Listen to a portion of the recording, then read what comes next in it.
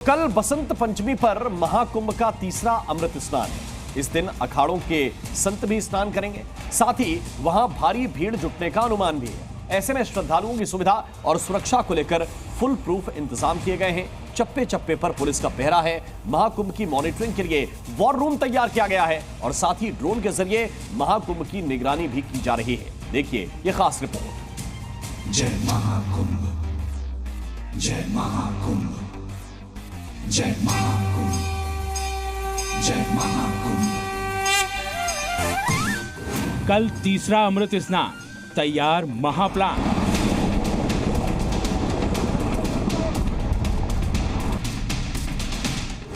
नहीं होगी कोई चूक, तैयार योगी फोर्स। तीसरा अमृत स्नान, महाकुंभ में महासुरक्षा। महाकुंभ में बसंत पंचमी पर होने वाले शाही स्नान की तैयारियां जोरों पर हैं। मौनी अमावस्या पर हुई भगदड़ के बाद प्रशासन ने सुरक्षा व्यवस्था को और कड़ा कर दिया है। पुलिस प्रशासन, एनडीआरएफ, एसडीआरएफ और भी अन्य जितने भी व्यवस्थाएं हो सकती थी उन सबको वहां पर तैनात किया गया है। पांटून पुलों पर जाली लगाई जा रही है और वन वे सिस्टम लागू किया गया है। अधिक पुलिस बल तैनात किया गया है और सीसीटीवी कैमरे लगाए गए हैं। भीड़ प्रबंधन के लिए विशेष इंतजाम किए गए हैं। महाकुंभ की सुरक्षा में 1026 पुलिसकर्मियों की तैनाती की गई है। इस बार मौनी अमावस्या की घटना से सबक लेते हुए महाकुंभ मेले में 71 इंस्पेक्टर और 234 सब इंस्पेक्टरों को भी लगाया गया है। साथ ही होमगार्ड और पीआरडी के भी 113 जवानों को तैनात किया गया है। इसके अलावा 3 सेक्शन पीएससी को भी नियुक्त किया गया है। इसके साथ ही मेला क्षेत्र में 5 वज्र वाहन भी लगाए गए हैं। भीड़ पर निगरानी रखने के लिए 10 ड्रोन भी लगाए गए हैं। साथ ही 4 एंटी सबोटाज टीम भी एक्टिव है। कल महाकुंभ के दौरान अमृत स्नान होना है। आज किस तरीके से लोगों की भीड़ यहां पर पहुंची उसकी एक तस्वीर हम आपको दिखाती है। संगम मार्ग से वापसी का रास्ता है जो हमारे सहयोगी आपको दिखाने का प्रयास करेंगे। आप देखिएगा लोग जो है संगम में स्नान करके यहां से वापस आते हुए दिखाई दे रहे हैं। अच्छी तैयारी है, बहुत अच्छी तैयारी है। योगी ने बहुत अच्छा प्रबंध किया हुआ है। तीसरे अमृत स्नान पर प्रयागराज शहर के सभी रेलवे स्टेशनों पर आज से 5 फरवरी तक यात्रियों को वन वे प्रवेश ही होगा। किसी को किसी भी प्रकार की असुविधा न हो, इसके लिए भी व्यापक इंतजाम किए गए हैं। प्रयागराज जंक्शन, छिबकी, नैनी, सूबेदारगंज, प्रयाग, रामबाग आदि रेलवे स्टेशनों पर एक साइड में प्रवेश तो दूसरी साइड से यात्रियों को निकलना होगा। प्रयागराज के सुबतिया बाग इलाके से होकर आने वाला ये रास्ता है जो कि लेटे हनुमान मंदिर के तरफ यानी कि संगम घाट की ओर जाता है। और यहाँ पर आप तस्वीर देखिए तो पूरी तरह से स्थिति कंट्रोल में है। लोग जो हैं जो पैदल आ रहे हैं उन्हीं को अंदर आने की परमिशन है। इस रोड को पूरी तरह से ब्लॉक किया गया है। यहाँ पर गाड़ियाँ यहाँ से अंदर नहीं आ सकती हैं।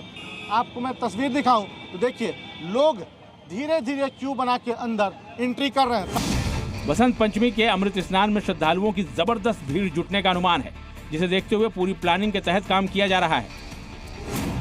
प्रयागराज में अगले 3 दिनों तक वाहनों की एंट्री बंद कर दी गई है। भीड़ को कंट्रोल करने के लिए एक्शन पर जोर रहेगा।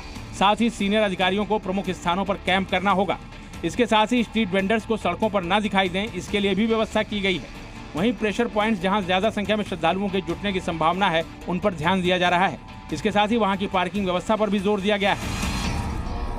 महाकुंभ में 13 जनवरी से अब तक करीब 32 करोड़ से ज्यादा लोग स्नान कर चुके हैं और आगे ये संख्या लगातार बढ़ने ही वाली है। लेकिन अब प्रशासन के सामने बसंत पंचमी पर होने वाले महास्नान को सुरक्षित कराने की चुनौती है, जिसके लिए सीएम योगी खुद नजर बनाए हुए हैं। ब्यूरो रिपोर्ट, जी मीडिया।